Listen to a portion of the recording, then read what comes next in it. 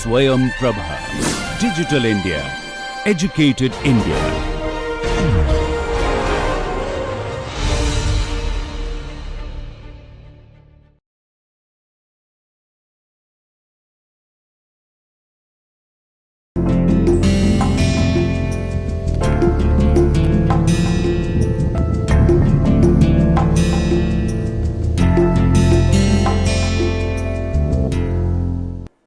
Hello and welcome to this experimental module on EDM drilling today. We are actually going to today learn how to drill very small holes of the order of all the way from 100 microns to about close to a few and with a high aspect ratio.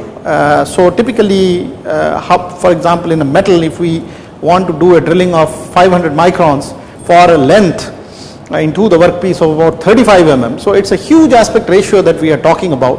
And there the conventional machining, the conventional drilling where there is a mechanical metal to metal cutting action doesn't work out very well because of stresses and strains, because the drill that is being made there doesn't achieve the hardness level that is needed to sustain the pressure for drilling such a slender hole or a slender structure.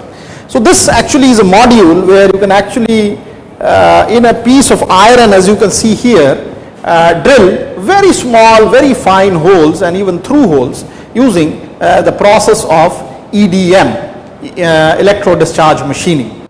So this, for example, is the kind of high aspect ratio hole that we are talking about. These two holes right here are about close to 700 microns each, and if you look at the length of it, this is all the way into the workpiece for about close to 35 Okay, so such kind of structures it's very difficult to make using conventional drilling, and we would use this EDM drill for this purpose. So the EDM drill that I am talking about is based on a non-conventional process of machining, where you, instead of having a mechanical action, I think I had illustrated it in great details earlier, is basically focusing on ablation, thermal ablation, and the ablation is made by creating a local spark in a small region which would do heat transfer and it would do local melting of a certain region, and then basically that melt is carried forward into the stream of electrolyte which flows through the system.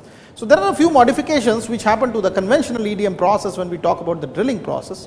Here, for example, is a machine, the easy drill, which actually does this job very well. And if you look at the various components of this machine, there is a workpiece stage that you can see here. And this workpiece stage can be manually controlled using these two lead screws, okay, on both directions. In a XY motion you can control that. There is a tool holder which actually is able to move in a Z direction, in a Z direction, and it can either move towards the workpiece or away from the workpiece, okay. And then there is a area of the work zone which is actually in this particular area which is well protected, because there is going to be splashes which come out because of the throw of the dielectric fluid.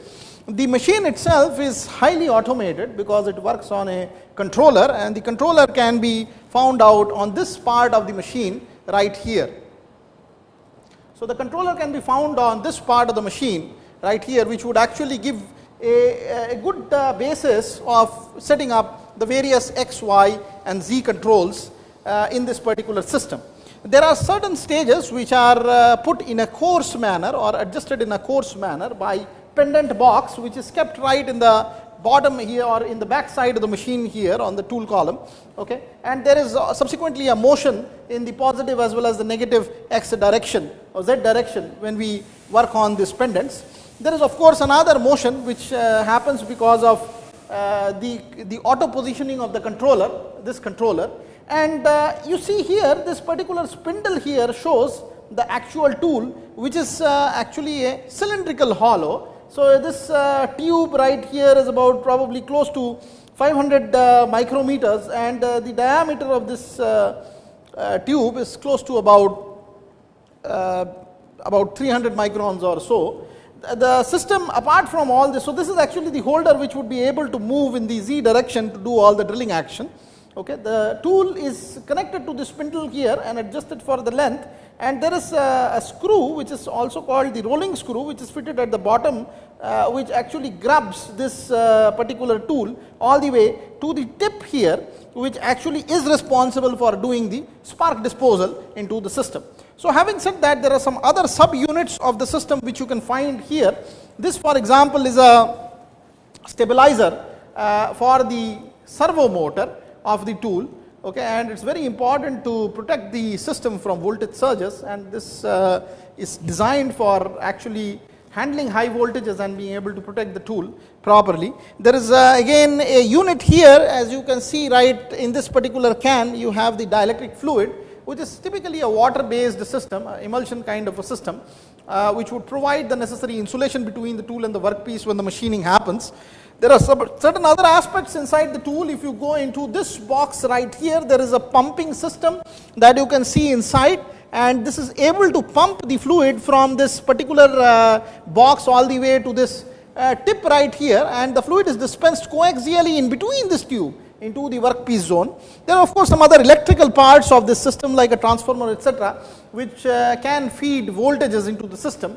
The EDM voltages can typically go very high, which results in the discharge, the corona discharge of the electrode tip on the top of the tool surface. So some of the basic parameters which come with this machine in the spec sheet here, the basic dimension of the tool travel or the relative tool workpiece travel here in this case is about 300 millimeters in the X direction, about 200 millimeters in the Y direction, and the Z travel is limited to something about 300 millimeters again. So it's correspondingly for small size workpieces, one of the reasons why you can only use these tools for micro features and micro parts. The maximum workpiece weight that it can support is very high, it's up to 250 kg, although we don't need so much weight in the micro dimensions or micro components. The pipe diameter that you have seen here, which is actually this inlet diameter which would flush the dielectric fluid in the work zone, is close to varying from 300 microns, as I just told, to all the way to about 3 millimeters. And the distance from the table to the bottom of the guide is basically 120 to 370 millimeters. That's what the span is. Okay. And of course, the power input which can be given to this system, it can sustain a power input of all the way about 3 kilovolt ampere, which is a pretty high power which is needed for all the EDM processes. You are by thermal ablation trying to remove material. Not only that, you are trying to create a corona discharge. So it actually necessitates a huge amount of power in the process. The maximum current that the system can support is about 20 amperes, and the input voltage that it can give is 415 volts in a 3-phase supply of about 50 hertz frequency. So that's what the specification of this particular tool set is, and the maximum pressure that the pump can actually support is about 6 MPa, so which ensures that there is a continuous supply of the fluid, as you will see from the small gap which is there in the electrode right here at the bottom, okay, and which actually results in the quick machining of small slender holes like structures in the workpiece. So having said that, the machining process can actually be set up, and I would like to step by step now show what are the various aspects which are related to setting up of the system, so that you can draw a small hole of diameter about close to 500 microns all the way to about 35 mm. So the first thing that you have to actually do is to be able to locate the hole and the dimension of the hole through a marker which is otherwise visible. So let's say there is a certain point which you have located here with dimensioning, etc., where you have actually given a small hole, okay, in this particular region here, which is good to go for setting up the machining system. So the first aspect that we want to actually do is to place this particular workpiece, okay, in a region which is close to the tool, and try to now position the workpiece in a manner so that it just goes right above the tool. Okay, so you can actually see the hole in a certain region and then go down in this direction, so that we can actually have the tool coming into that region tentatively where you want to position, and you can that way position the tool, okay, very easily. So this right here is the whole position where we have to align this particular work stage and pinpoint the tube to fit to that position. So what I'm going to do is to sort of manually control the stage in a manner so that the drill head actually goes to that particular region, okay, and then we can do the fine control of this thing by using this z axis motion, where we can actually align this the electrode by feeding the electrode all the way to the tool surface. Okay, I'll just keep a little bit of gap between them and then try to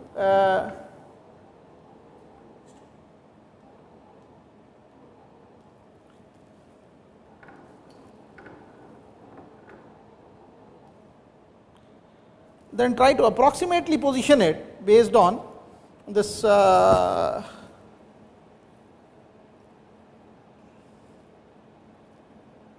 set of XY stages, as you can see here. Okay, I just go a little bit more. Yeah.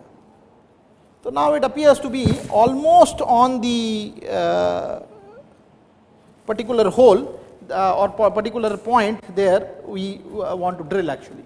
So we will now go ahead and try to program the CNC controller and try to set up a situation where the hole size that we are drilling here is close to about 500 microns, and the length up to which the tool would go we are targeting to be about 35 millimeters. So the reason why a pose button is used is basically you have to ensure that the tool touches the workpiece for setting the zero gap mode.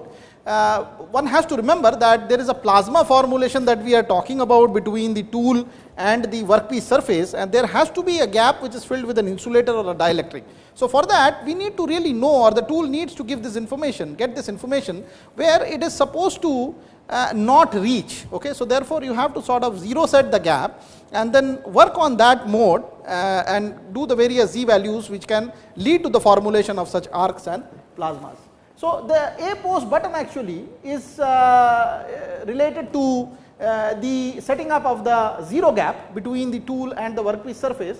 And in fact, if you want to really further check this with the sound, there is an option here called the buzzer button, which you have to switch on, okay, for the buzzer to actually sound whenever the gap has been zeroed down and the electrode, the tool electrode is touching the workpiece. So let us switch this on. And you can see now that there is a buzzer which has come because of the tool touching the particular workpiece. You can of course just set this buzzer off actually, and this you can ensure now that the gap is 100% closed, and this is the zero setting for the tool which you want to illustrate. So now what we have eventually done here is basically we have given a X position and a Y position by means of the controller, by means of the lead screws manually, and then also have been able to control the Z value in a manner so that the gap is reset to 0. So in this controller there is an option here called the DRO, which leads you to actually monitor the gap, okay, X, Y, Z, where you can do the zero setting action. So after doing this position setting, you use the stop button here, okay. So you ensure that the A pose mode is now reset, and then you switch on the DRO button so that you can now see the cursor going to the X, Y, Z value. So once you take this cursor all the way down between X and Y and Z and shift it in a manner, you can actually zero set all these different coordinates so that you can actually put the tool at this particular place as the origin. And once this zero setting action has been done in the X, Y and Z stage, we ensure that now the tool is located to the origin with respect to the workpiece. So when I have taught about these EDM process, I think I have already illustrated to all of you that there is something called an equilibrium gap which establishes between one of the tools and the workpiece, okay. And the equilibrium gap is done in a manner so that the workpiece recedes away because of the sparking, and then the tool is close on to the workpiece, and the gaps eventually keeps on digging because of the dissolution of the workpiece, and that equilibrium gap has to be established here in this particular module also. We have already told you that there is a zero position for the tool, so we need to slightly take this tool up, okay, by maneuvering this Z axis and then stopping it after some distance, and the tool now you can see has a clearance. And the idea is that whenever the machining process starts, it just goes to near about the gap and then starts giving the high voltage signal so that machining can happen. Now, one more issue here is to set up the program. So, as you can see, there are various command lines of the programs which are called steps right here in the controller. So, you have 1 to 5 steps, and you are basically setting up the various values of x, y and z. So, supposing there were an array of holes that you wanted to create on the surface, you would set up the various values of x and y in which drilling action would be needed, and then the z value can be commensurately defined at every stage. So, there can be multiple holes of different aspect ratios all over a surface. In this case, we are doing a single hole, so we would be more concerned with only one hole. We have already set up the x, y, and we have already calibrated that to the 0. So what we are going to do is now, as the gap has already been predefined, the z gap is already predefined, we are going to go to this controller to the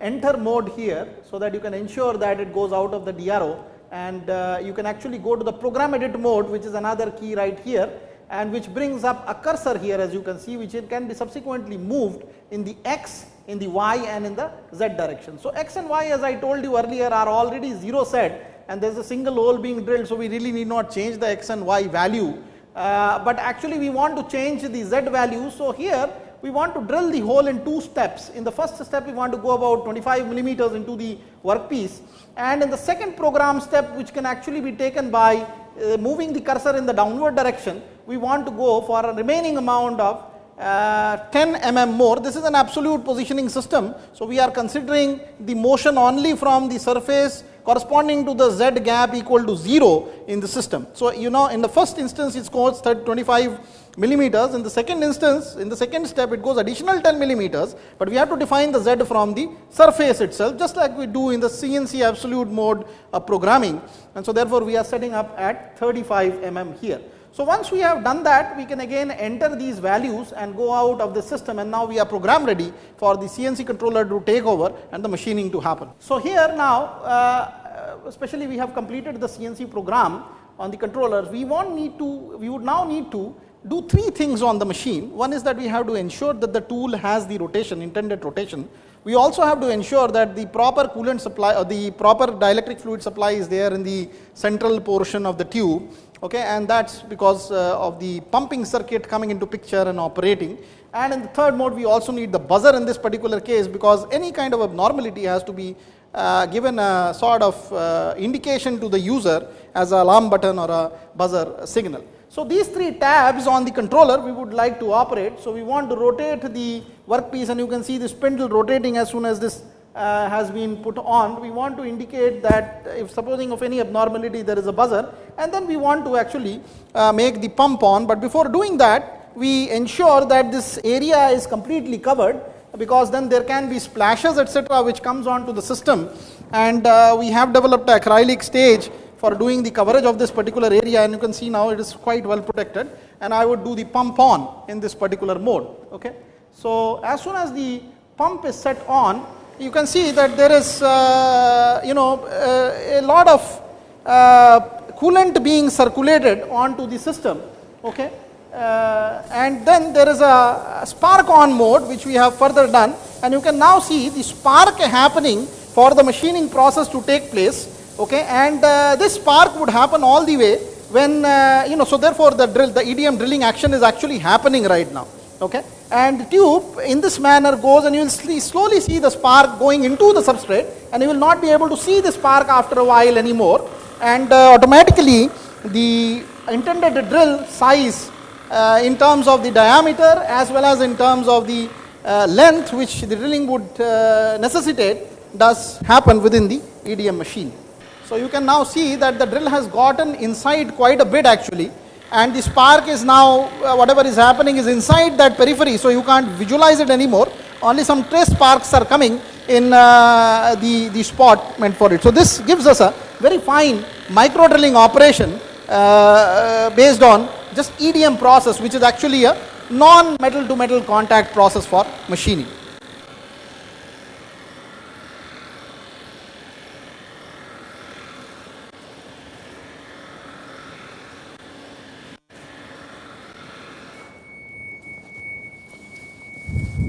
So, now the process is completed and it's been indicated by the buzzer signal.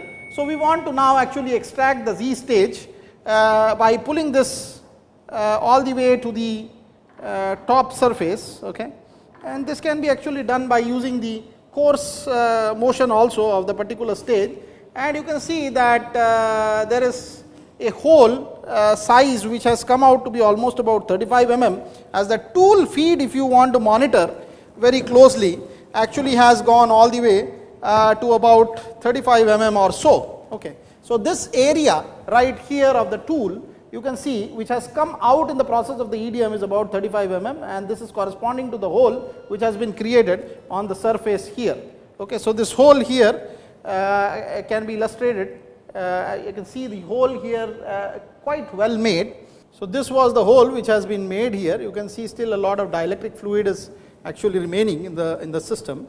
So you can actually now see that this is the hole which has been made by our EDM drill in the substrate surface. We will subsequently do some metrology aspects in a later module of this particular illustration to see whether the hole is perfectly okay or not. One of the way we can do it is to sort of cleave it into a piece and see along the depth how much is the length as well as the diameter of the particular hole. So you saw how the drilling action takes place. However, the physics of this has been quite well illustrated earlier.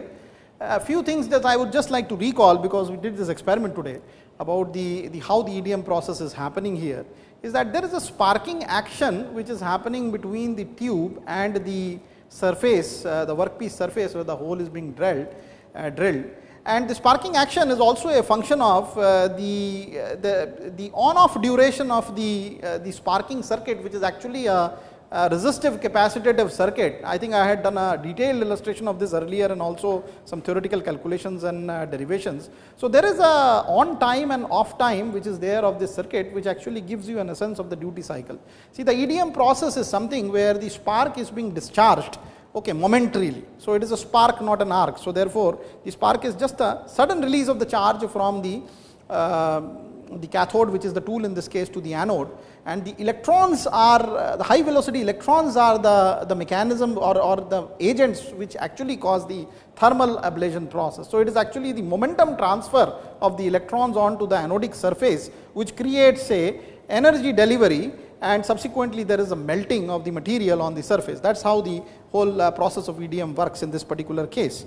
Okay. So here the idea is that for different materials you will have different amount of on and off times, and very nicely it has been illustrated in this technology chart which has been prepared in this particular manual for the machine, which talks about the different grades of steel and also with respect to the different diameters of the electrode, how you would switch on and off and you do the time setting for the switching on and switching off mode of the EDM. Okay. So in order to ensure that the machining is a high yield and the electrode wear is subsequently very less, you have to operate on the characteristics which are given in this manual for the system. So the tool parameters, the EDM parameters, if you can look at towards the left here in this particular, the first column of this particular screen, it has a mention of all the tool parameters. So the column here, as you can see, mentions here the different T off, T on, T off, that means the time for which the spark is in operation, the peak current in amperes, and then several other aspects like the maximum gap setting which is there, the sensitivity which we really want, and the tool wear rate that we are programming the system for. Okay, so the idea is to sort of set up all these values for the grade of steel that we are machining. We need about a T on time of close to about 30 microseconds, okay, and the T off time that is needed here is about 40 microseconds, and these values I am reporting from the manual itself. We go to the maximum current setting and set it up at 6 amperes, which is already set up, so we don't need to actually set this up any further. The gap here is set between 0 and 10 that is the maximum gap that the EDM tool can allow.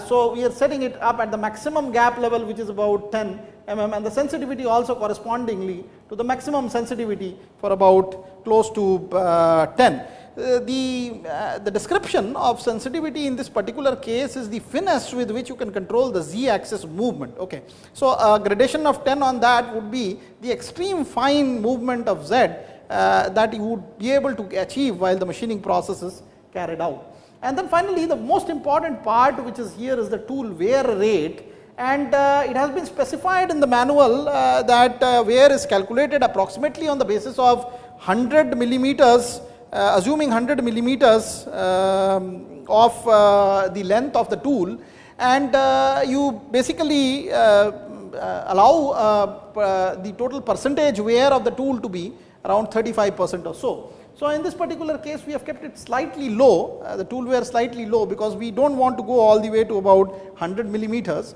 and so you allow for about close to 20% of the tool to be worn while the electrode EDM process, the electrode drilling process is happening.